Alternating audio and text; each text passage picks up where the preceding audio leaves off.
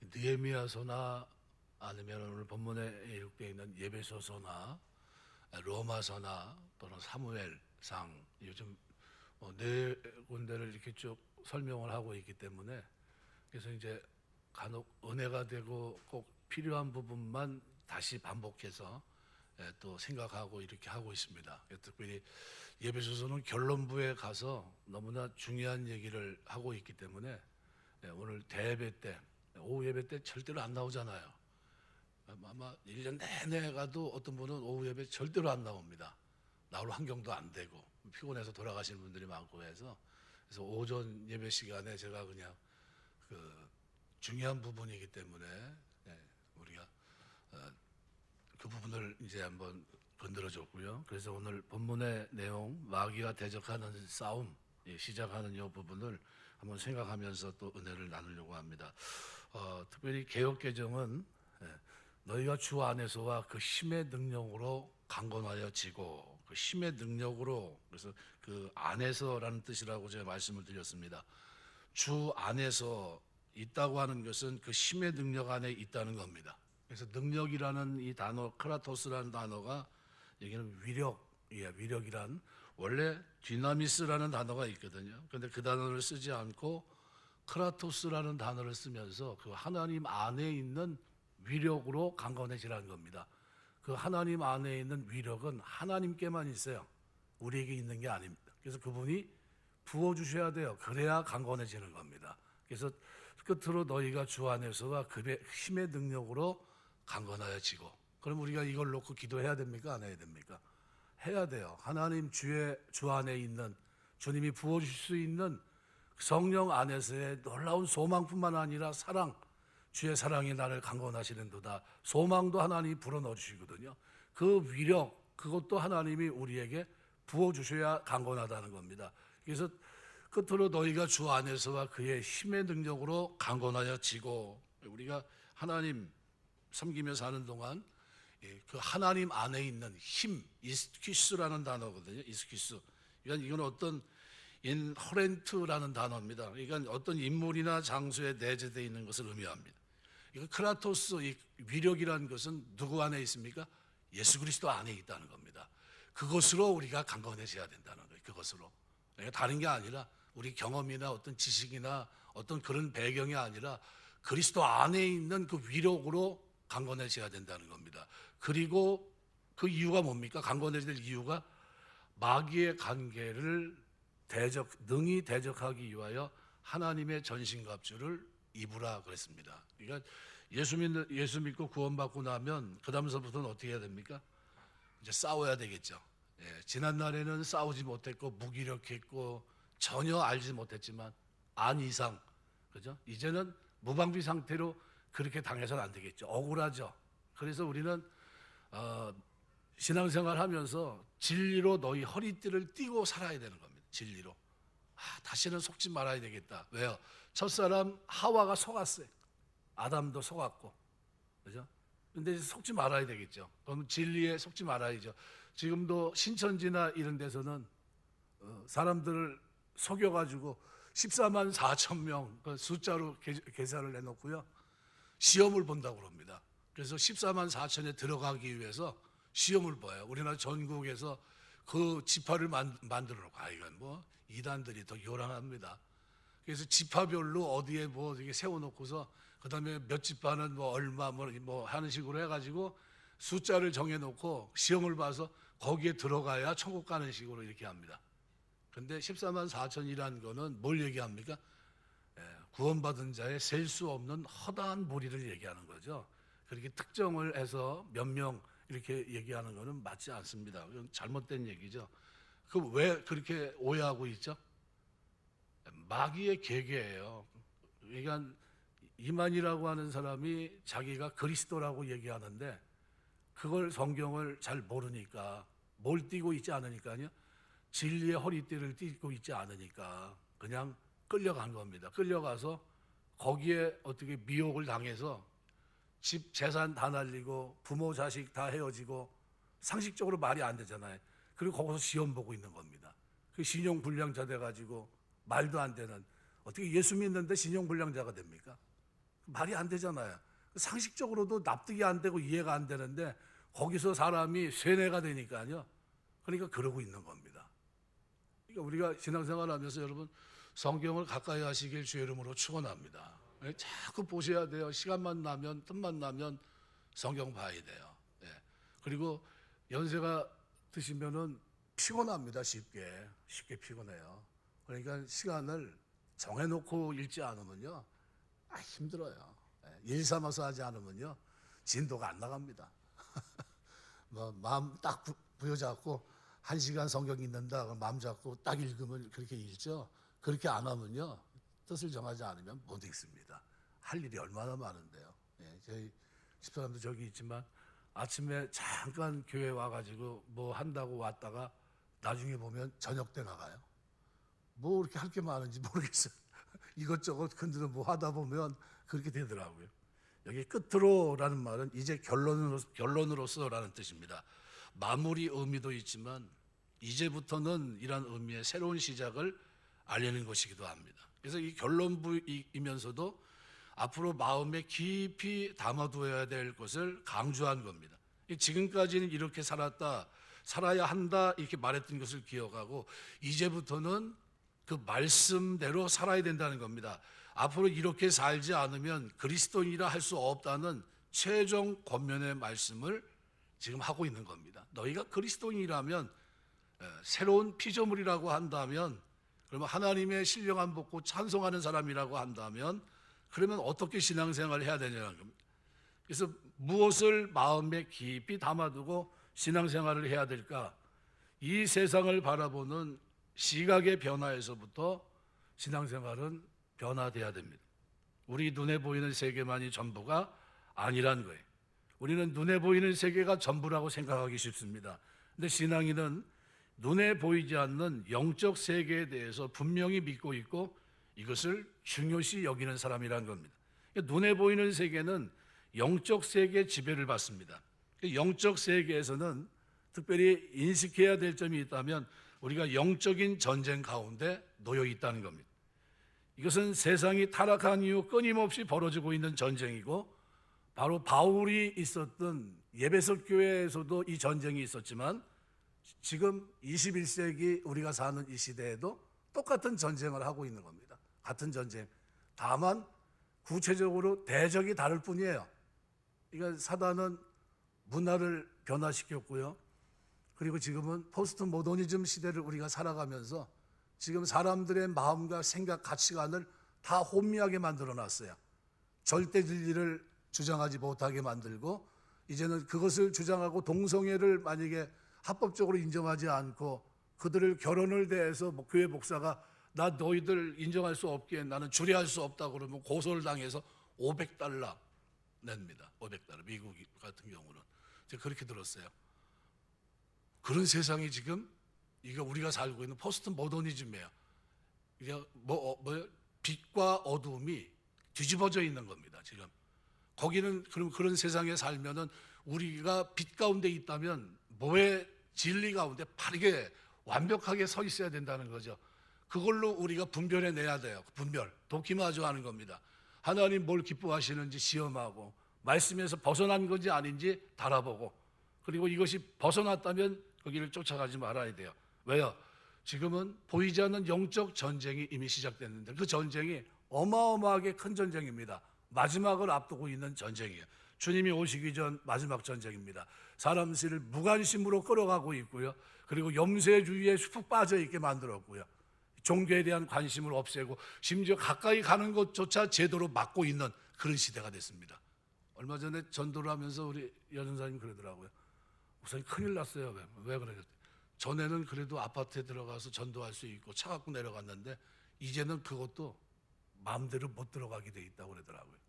그 점점점 어떻게 문이 닫혀지고 있는 겁니다. 점점점 가까이 갈 수도 없고 전할 수도 없고 만날 수도 없고 그죠? 이런 겁니다. 이런 세상 속에 우리가 살고 있습니다. 그래서 눈에 보이는 세계는 영적 세계의 지배를 받기 때문에 우리가 영적 전쟁 속에 있다는 사실을 인식하지 못하면 자칫 잘못 살아갈 수 있습니다. 이것은 세상이 타락한 이후 지금까지 계속된 전쟁이고요. 이 마지막 때 전쟁은 우리 시대는 포스트 모더니즘 시대 속에서 지금 전쟁을 하고 있습니다. 우리가 DMZ 비무장지대 우리 동기 목사 박봉진 목사라고 거기서 자기 뭐 동생인가 누가 별입니다. 군 장성인데 거기서 이제 뭐 목회를 이제 군인들 대상으로 목회를 하는데요. 왜 DMZ입니까? 어떤 일이 일어날 줄 모르죠. 일촉즉발의 지대이기 때문에 굉장히 두려울 것 같은데 실제로 가보면 어떻습니까? 조용하고 고요하고 굉장히 평화롭습니다. 근데 평화로운 모습에 속아서 현재 휴전 상태로 대치하고 있다는 사실을 잊으면 됩니까? 안 되죠. 그래서 도끼마냥 사건도 일어난 적이 있지 않습니까? 그러니까 사울, 우리가 외적으로 보이는 이 사물, 이걸 보면서 사물의 외면만 보고 현재 상황을 잊어버리는 것, 이것은 한계가 있는 인간의 모습이에요. 눈으로 볼 때 평안하니까 영적인 것도 평안하다 생각하면 안 됩니다. 눈으로 보는 거는 그럴 수 있어도 영적으로는 어때요? 지금 굉장히 큰 싸움이 지금 진행 중에 있어요. 띠를 맨 사람들, 진리로 허리띠를 맨 사람들은 어떻게 해요? 그것 때문에 기도하고 있고 몸부림치고 끌려가는 영혼들을 위해서 하나님 앞에 통곡하며 기도하는데 알지 못하는 사람들은 그 속에서 방황할 수 있다는 겁니다. 인간이 타락하고 마귀의 종로로 타게 된 이래로 악한 세력이 하나님을 대적하는 싸움은 지금까지 진행 중에 있습니다. 이 싸움은 이미 하나님의 은혜로 예수 그리스도께서 이 땅에 오셔서 십자가에 죽으시고 부활하시면서 기선제압이 됐습니다. 누가복음 10장 18절 기록에 보면 예수께서 이르시되 사단이 하늘로부터 번개같이 떨어지는 것을 내가 보았노라 그랬습니다. 그러나 아직 하나님의 나라가 완성되어서 종말에 이르기까지는 계속되는 도발과 영적 전쟁이 지금도 진행 중에 있습니다. 하나님의 나라는 이미 그리스도를 통해서 시작됐지만 아직 완성되지 않은 상태입니다. 영적 전쟁과 전쟁이 그치고 완전한 하나님의 나라가 완성되는 그날은 아직 오지 않았어요. 그럼 어떻게 합니까? 전쟁 중입니다. 전쟁 중. 영적인 전쟁 중인데도 전쟁이 아닌 것처럼 살면 문제가 되겠죠. 우리가 훈련 나가면 군에서 총기를 줍니다. 총기를 반드시 갖고 나가죠. 실탄도 줘요. 근데 연습이니까 총기하고 뭐고 나 그냥 두고 나간다고 그러면은 그 상관이 가만둡니까? 이게 무슨 소리 하는 거냐? 가서 빨리 네 총하고 총기하고 탄창하고. 실제로 제가 군대 갔는데 그때 누구죠? 김신조가 북망봉 이렇게 해가지고 공망봉으로 해서 넘어왔거든요. 그런데 우리 먼저 선배들이죠. 병장 이 사람들이 이제 진짜 전쟁 진돗개 하나 이런 게 발령이 된 겁니다. 그러니까 늘 더블백에 그냥 탄창들이 굴러다녔던 겁니다. 개수만 셔가지고 맨날 묶어놓고 막 그러는데 진짜 공비하고 싸운다고 해가지고 탄창을 7개씩 나눠주는데 서로 탄창 좋은 거 가지려고 이거 혹시 이게 탄창이 문제가 있는 거 아닌가 싶어가지고 눌러보고 막 그러면서 그랬다고 그러더라고요. 탄창 7개 가운데 왜 이 탄창이 모자라면서 보고 불러가지고 막 그냥 난리치고. 왜냐하면 그게 뭐하고 직결되니까요? 자기 생명하고 직결이 되니까요. 탄창 7개 달라는 거예요. 내가 어디다도 꽂더라도 꽂고 갈 테니까 막 그러면서 난리를 폈던 그거를 우리 선배 우리 그 병장들이 얘기를 하더라고요. 야, 니네 그거 경험해 봤냐? 더블백에서 탄창이 쏟아지는 순간 A급, B급으로 딱 나눠주는데 그거 반짝반짝 빛나는 거는 위에 고참서부터 7개씩 싹싹 가져가는데 손도 못 대고 눈만 말똥말똥 뜨면서 저게 나까지 와야 되는데 그러면서 기다렸다는 거예요. 그리고 탄알 지급받고 할 때 위기감이 있는 거 아닙니까? 실제적인 거죠. 이건 마찬가지예요.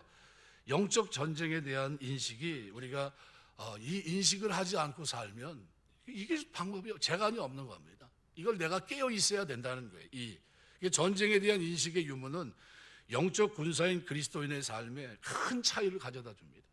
무방비 상태냐 아니면 준비된 상태냐는 거죠. 먹는 것이나 생활하는 모습, 가치관, 행동 모든 것이 영적 전쟁을 하고 있는 사람들은 달라질 수밖에 없어요. 하나님께서는 우리가 영적 전쟁 중에 있는 자임을 인식하기를 원하십니다. 이 싸움이 끝날 때까지 그리스도의 군사로 진리로 허리띠를 메고 이 땅을 살면서 마음에 근신하는 태도로 이 땅을 살기를 원하시는 거예요. 그래서 그래야 상황에 합당한 생활을 할 수 있습니다. 안 그러면 어떻게 해요? 남들은 다 지금 경계하고 있는데 자기만 뭐예요? 자유예요, 자유. 방종하게 되고요. 이제 후회할 만한 길을 걸어갈 수밖에 없습니다. 그래서 오늘 우리가 예수 안에 있다고 하는 것이 얼마나 복인지 모릅니다. 우리의 대적은 마귀인데 마귀는 우리보다 강해요. 그래서 싸움에서 승리하려면 해야 할 일이 있습니다. 바로 주 안에 있는 겁니다. 주 안에. 그 힘의 강력으로, 그 위력으로, 크라토스로 우리가 어떻게 해요? 강건해지는 겁니다. 이거밖에 없어요. 그래서 바울은 예배서 6장 10절에서 권면의 말을 시작하면서 이렇게 얘기합니다. 끝으로 너희가 주 안에서 그 힘의 위력으로 강건하여지고, 그죠? 우리는 주 안에 있을 때 강건해질 수 있습니다. 내 스스로 강해지는 것이 아니라 주님 곁에 붙어 있음으로 강해지는 겁니다. 그 힘으로, 이스키스라는 이 단어가 그 주님 안에만 그 힘이 있다는 거예요. 그것으로 우리에게 부어 주셔야 돼요. 이쑤시개 하나는 쉽게 부러지지만 청년은 저 위로, 저 3층으로 올라가는 게 좋은데 다 올라갔어요, 청년들은. 네, 네, 그러세요. 그러면 처음부터 다시 해야 되는데 그럼. 이쑤시개 하나는 아주 쉽게 부러뜨리죠. 그런데 이쑤시개 옆에 새 파이프에 딱 붙어 있으면 부러뜨릴 수 있습니까? 없습니까? 없죠. 예수님은 뭡니까? 영적으로 보면 부러뜨릴 수 없는 새 파이프와 같아요. 우리는 주 안에 있어야 되는 겁니다. 그 힘의 능력으로 강건해져야 돼요. 우리 자체는 연약해서 이쑤시개 같아요. 아무나 쉽게 부러뜨릴 수 있고 미혹시킬 수 있고 넘어뜨릴 수 있지만 그리스도 안에 있게 되면 바로 그리스도의 영인 성령께서 하나님의 말씀을 생각나게 하세요. 기억나게 하시고 그리고 그리스도 안에 있는 그 힘의 위력으로 우리를 강건하게 하시는 겁니다. 이게 우리가 사단을 이기는 힘이에요. 나는 연약한 존재여서 악한 영들의 공격에 쉽게 무너지지만 강하신 예수님 안에 있으면 반드시 이길 수 있습니다. 예수님의 능력으로, 그죠? 크라토스, 이거로 마귀와 악한 세력이 물러가기 때문입니다. 예수님의 능력에 비할 바가 못 돼요. 사단은 예수님에게 이미 패했습니다. 승리하기 위해서는 나의 연약함을 깨닫고 열심을 다해서 예수님 안에 있기를 노력해야 됩니다. 주님은 마귀의 권세와 죽음의 권세를 이기고 부활하신 승리자입니다. 주님 안에 있으면 우리는 그 위력으로 강건해져요. 신앙생활은 주님과 함께하는 겁니다. 동고동락하는 거예요. 이것이 우리가 향할 전부입니다. 예배를 드리고 기도를 하며 말씀을 공부하고 찬양하는 모든 것이 주님 안에 거하려고 몸부림치는 거예요. 이렇게 하면 주님은 우리에게 그 위력으로 오늘 우리를 강건하게 하시는 겁니다. 그 힘으로, 그 주님 안에 있는 힘으로 우리를 강건하게 하세요. 주님 안에 거하려고 최선을 다하는 자에게 주님은 함께 해주십니다. 제가 이제 새벽에 가끔 얘기를 하지만 나를 사랑하는 자들이 나의 사랑을 믿으며 나를 간절히 찾는 자가 나를 만날 것이다. 주님 안에 있으려고 몸부림치는 자에게 주님은 은혜를 주십니다. 그죠? 새벽에 두 다리 피고 잠을 자면 얼마나 편한 잠을, 꿀잠을 잘 수 있습니까? 그러나 그 잠을 포기하고 하나님 앞에 나와서 하나님 앞에 기도하는 거예요. 매달려서. 하나님 주의 은혜가 필요합니다. 주께서 주시는 주님 안에 있는 힘과 그 크라토스로, 그 위력으로 나에게 강건하게 하실 때 내가 이 세상이 힘있게 살 수 있고 사단을 이길 수 있고 하나님 백성답게 살아낼 수 있습니다. 나에게 은혜 주십시오. 그리고 기도하는 수밖에 없거든요. 이게 우리의 힘이에요. 이것이 전부입니다. 예배를 드리고 기도를 하며 말씀을 공부하고 찬양하는 모든 것이 주님 안에 거하는 방편이에요. 주님 안에 거하려고 최선을 다하는 자에게 주님은 반드시 함께 해주십니다. 이길 수 있도록 붙들어 주세요. 내 안에 내주하시는 성령은 나로 하여금 말씀을 기억나게 하십니다. 주님께 나아가는 일을 소홀히 하면서 주님 안에 있기는 어렵습니다. 기도를 놓아버린 사람이 주님 안에 있는 것은 불가능해요. 말씀과 동떨어져 사는 사람이 주님 안에서 이 땅에서 진리의 허리띠를 띠지 않고 사는 사람이 어떻게 힘있게 사단과 싸울 수 있겠습니까? 싸움 자체가 될 수가 없는 겁니다. 그래서 우리는 교회에 모여 예배드리고 말씀과 기도로 나아가는 일에 전력 질주해야 됩니다. 초대교회가 날마다 모여 사도의 가르침을 받고 떡을 떼고 교제하며, 그죠? 뭐 했습니까? 예, 말씀과 기도로 전무했습니다. 전혀 기도에 힘썼어요. 하나님이 그들에게 뭘 부어주셨습니까? 그 힘의 능력, 크라스토스를 그들에게 부어주셔서 그들이 초대교회 성령 충만한 강건한 사람으로 이 땅을 살아냈던 겁니다. 그들의 힘입니까? 아니면 주님이 부어주신 성령의 힘입니까? 성령이에요. 우리에게 필요한 것이 뭡니까? 바로 이거예요. 그래서 악한 영들과 싸워 이기기 위해서는 하나님이 공급해 주시는 능력이 필요합니다. 그 힘의 능력으로 강건해질 것을 명하고 있습니다. 약한 우리는 강한 하나님의 능력, 그 힘을 덧입어야 됩니다. 우리의 기도는 하나님의 능력을 덧입혀 주옵소서, 그 힘의 능력으로 우리를 강건하게 해 주옵소서 기도하셔야 돼요. 이런 간구로 날마다 첫 시간을 보내야 됩니다. 오늘 하루도 하나님의 힘과 그 속에 있는 강건함으로 나를 붙들어 주옵소서, 그 위력으로 나를 감싸 주옵소서. 이것이 우리에게 필요해요. 마귀의 존재를 인식하게 된 이상 우리에겐 이길 힘을 달라고 간구하는 길밖에 없습니다. 어차피 싸워야 될 싸움이라면 반드시 이겨야 돼요. 저는 제 카톡에 보면 제 이름 이렇게 올라가면 이렇게 돼 있습니다. 나가자, 싸우자, 멋있게 이기자. 이 구호예요. 저는 군대 생활을 할 때 8사단 16중대 4대대죠. 4대대 16중대 중화기 중대인데요. 제가 81mm OP였습니다. OP였는데 저희 중대 그 모임 구호가 뭐냐면 나가자, 싸우자, 멋있게 이기자. 하나 둘 셋 그러면 16중대 사람들이 다 대기합니다. 밑에 연명장에 나가기 위해서 막사 앞으로 집합하는 거죠. 그리고 하나 둘 셋 그러면 나가자, 싸우자, 멋있게 이기자. 그리고 팍 튀어나가요. 그래서 줄을 딱 맞춰서 씁니다. 점호하는 겁니다. 점호. 이거 머릿속에 뭐가 있냐면 나가서 싸워서 반드시 이겨야 되는데 이기는데 어떻게 이겨야 된다고요? 멋있게. 우리 신앙생활 멋있게 이겨야 되시길 주 이름으로 축원합니다. 이왕 싸울 거면 멋있게 이겨야 돼요. 맨날 그냥 쫓겨다니고 간신히 도망다니면서 기적이다 이러고 있으면 곤란하잖아요. 예, 우리가 하나님 앞에 신앙생활하면서 하나님 우리가 멋있게 이 땅을 이기기 원합니다. 그 힘의 위력으로 우리가 우리 힘이 아니라 주님이 우리에게 부어주는 힘과 강력 크라토스로 우리가 강건해지기를 하나님 원하십니다. 그리고 매달 우리가 매 순간 하나님 앞에 능력을 달라고 기도하셔야 됩니다. 하나님께서 우리에게 주시는 많은 선물들은 능력이 있어야 지킬 수 있기 때문입니다. 좋은 사업을 달라고 간구해서 하나님이 그 좋은 사업을 주셨다 할지라도 그것이 전부가 아닙니다. 사업이 유지되고 번성하기 위해서는 그것을 지켜나갈 수 있는 능력이 필요합니다. 지혜가 필요하고 구하셔야 돼요. 하나님 빼앗기지 않도록 하시고 이 사업을 주신 이상 하나님 승승장구하게 없어서 하나님이 공급하는 힘으로 위력으로 강건해지게 해달라고 기도하셔야 돼요. 하나님께 주신 복을 감당하려면 반드시 능력이 필요합니다. 그래서 하나님께 능력을 달라는 간구는 빠짐없이 우리가 날마다 드려야 됩니다. 디모데후서 4장 17절 보면 주께서 내 곁에 서서 나에게 힘을 주심은 이렇게 변합니다. 주께서 언제 바울 곁에 있었습니까? 이미 부활 승천하셨는데 근데 사도 바울은 주께서 내 곁에 서서 뭐하고 있습니까? 서서 있는 것 자체가 뭡니까? 나에게 힘을 주시고 있다는 게 내 곁에 서서 나에게 힘을 주심은 나로 말미암아 선포된 말씀이 온전히 전파되어 모든 이방인이 듣게 하려 하심이니 내가 사자 입에서 건집을 받았느니라.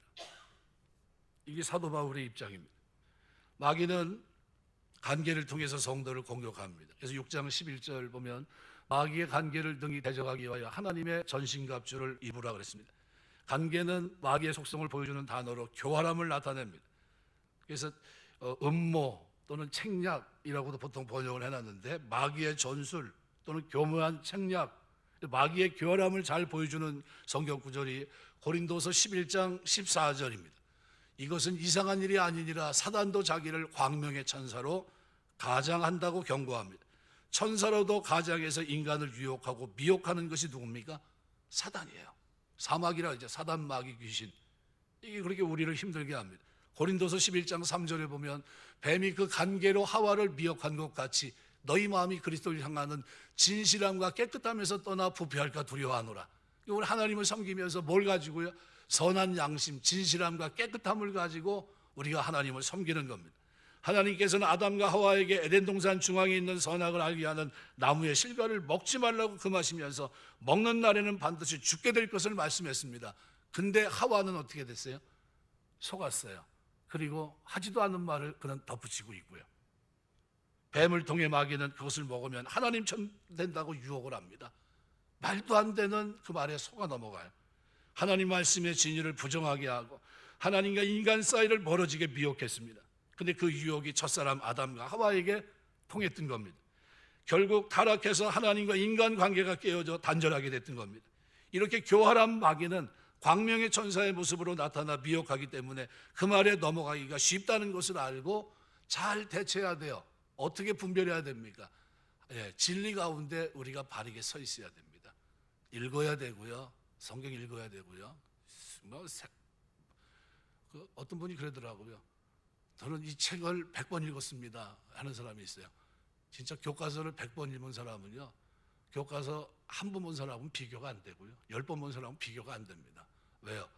어마어마하니까요. 우리 전에 전도학을 가르치는 박기천 목사님은 몇천 번을 읽으셨다 그래요. 몇천 번.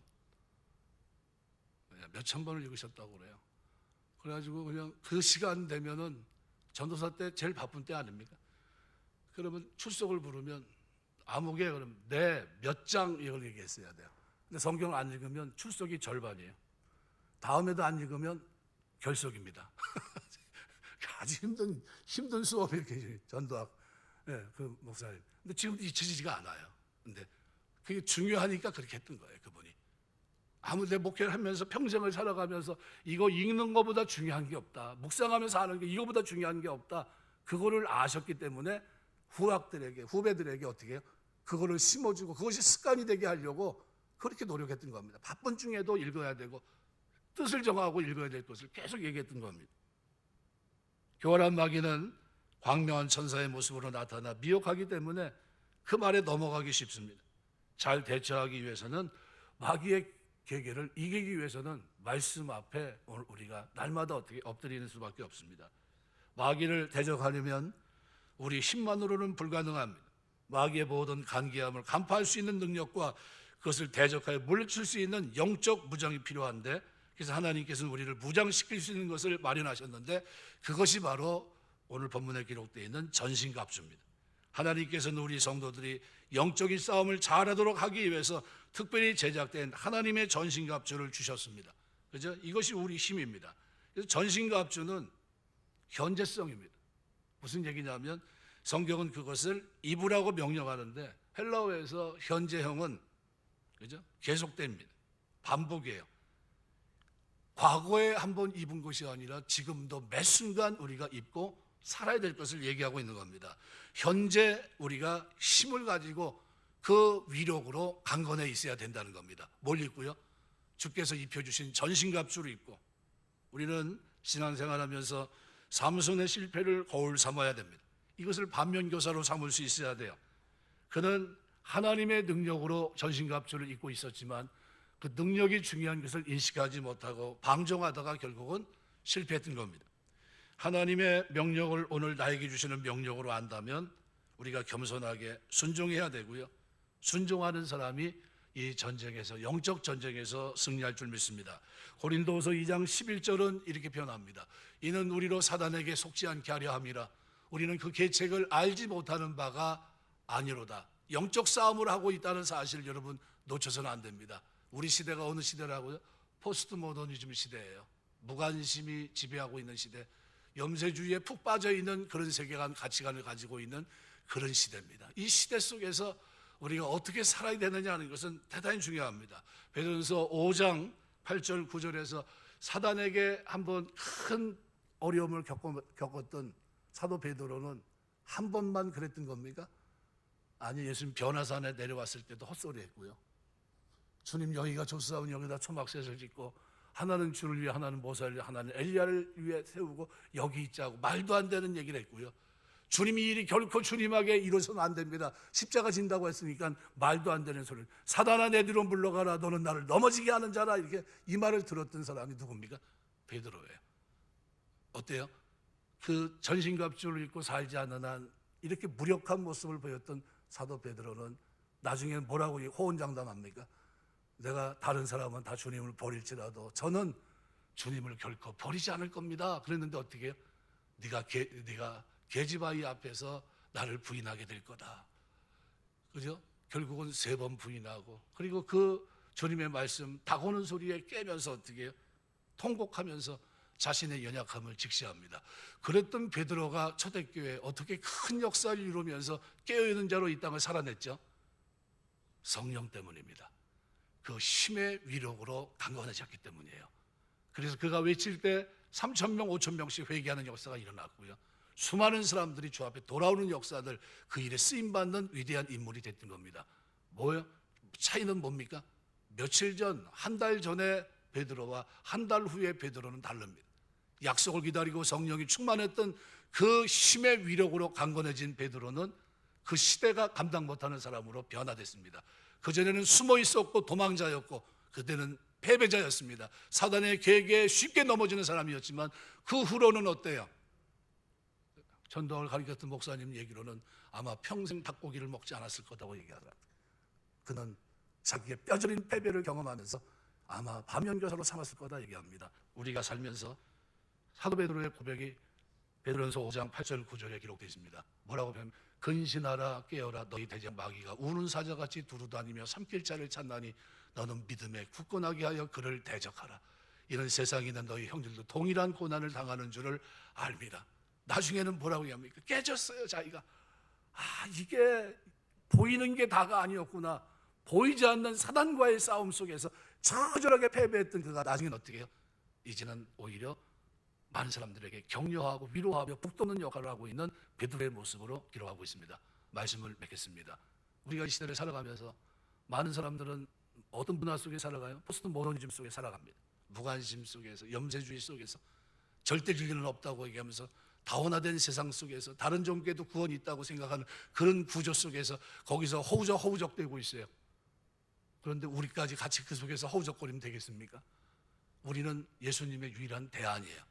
이 시대를 살아가는 수많은 사람들의 유일한 빛입니다. 우리는 맛을 잃어버리지 말아야 돼요. 우리는 정체성이 분명해야 됩니다. 진리의 허리띠를 띠고 이 땅을 살아야 돼요. 소망 가운데 살아야 되는구나. 그 하나님의 힘의 능력으로 영적 세계가 있고 그 세계에서 싸움 속에 있다는 사실을 인지하고 살아야 됩니다. 이거를 인지하지 못하면 우리에게 주어진 세월을 헛되이 보낼 수 있어요. 잘못 착각하면 순식간에 무너집니다. 잘못된 분별이 내 인생을 망쳐요. 그렇죠? 신천지 쫓아간 사람들의 비참함을 여러분이 보세요. 얼마나 불쌍합니까? 무슨 차이죠? 하나님 말씀을 읽지 않았기 때문이고요. 하나님 말씀을 적당히 알았기 때문입니다. 그리고 하나님께 능력을 구하지 않았어요. 분별의 지혜, 그들에게 없었습니다. 여러분이 중요한 결정을 할 때는 스스로 결정하지 마시고요. 교회 목사 지도자들에게 꼭 물어보시기 바랍니다. 그죠? 이거 성경 공부 누가 하자고 하는데 쫓아가도 됩니까? 물어봐야 돼요. 그럼 그 사람이 누군지 확인만 해보면 알거든요. 요즘은요, 한국이란 나라가 워낙 커서 손바닥처럼 있어서요. 어디에 누구 그러면 다 압니다. 어디에 누구, 서울에 누구, 어디 누구 뭐 하면 대본에 그냥 확 드러나 있어요. 우리 교단은 뭐 뻔합니다. 여러분 꼭 기억하시고 신앙생활 하면서 여러분이 아침마다 일어나면서 날마다 하나님 앞에 기도할 제목이 있어요. 그게 뭡니까? 하나님 오늘 하루도 주님 안에 있는 힘의 위력으로 그 크라토스로 저를 강건하게 하옵소서. 사단과의 싸움에서 불시에 일어나는 이 싸움에서 하나님 말씀이 기억남으로 그 말씀이 내 삶에 있으므로 내가 그 말씀을 순종함으로 이 싸움에서 승리하며 나아갈 수 있도록 나를 붙들어 주옵소서. 기도하시고 그와 같은 능력 있는 삶이 저와 여러분의 삶 속에 있게 되시기를 주의 이름으로 축원합니다. 기도하겠습니다.